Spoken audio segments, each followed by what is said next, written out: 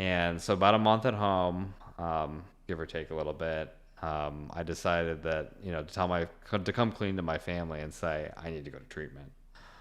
So my family did some research and they landed on Karen. And probably a couple days after that, we drove to Warnersville, Pennsylvania. Oh, you got to go to Pennsylvania. From Chatham, Massachusetts, yep.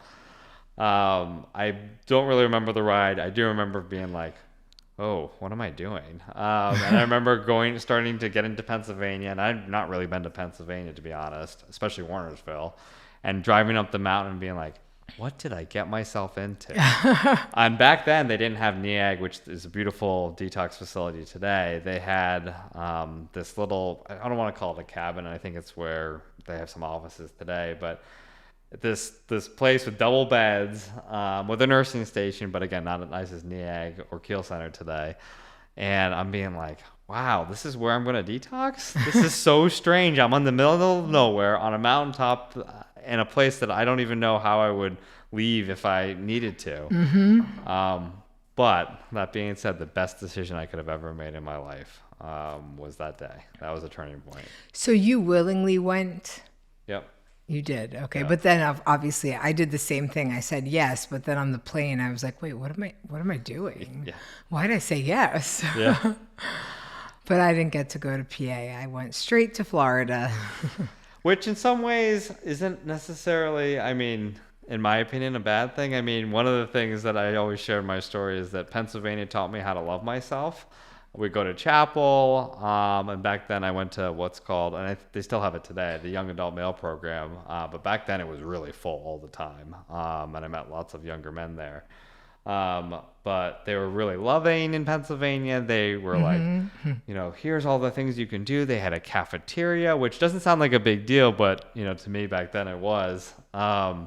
And, you got to do all these things. And to your point, 30 days after being in Pennsylvania, they gave me an option. They could go to this other place in Pennsylvania. And again, I think I had probably had enough of Pennsylvania at that point in time. Or I could go to South Florida.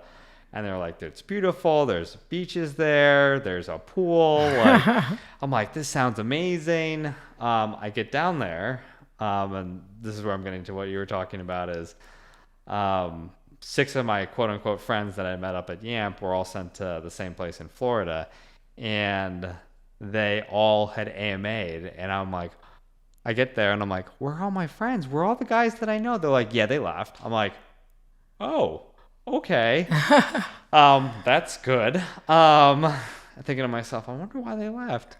And I came down with another gentleman that I knew up in the Young Adult Male Program in Pennsylvania, came down with me to Florida, and they picked us up in a town car. Like, it just seemed so fancy. I'm like, oh, this is great. Like, because I was really entitled back then too. I'm like, oh yeah, this is like going to be the same thing.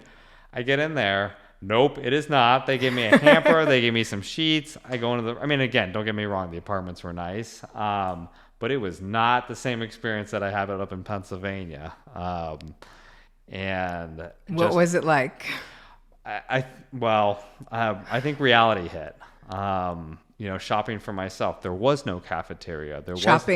Just people don't really know what. Sure. So just explain kind of as if you're talking to someone who has no idea what you're talking about, what shopping means. Absolutely. So, how I talked about the dining hall or the cafeteria up in Pennsylvania? You could go in, get whatever you wanted. You could eat whatever you want, eat as much as you'd like. So when I got to Florida, they gave me that hamper with the sheets in it.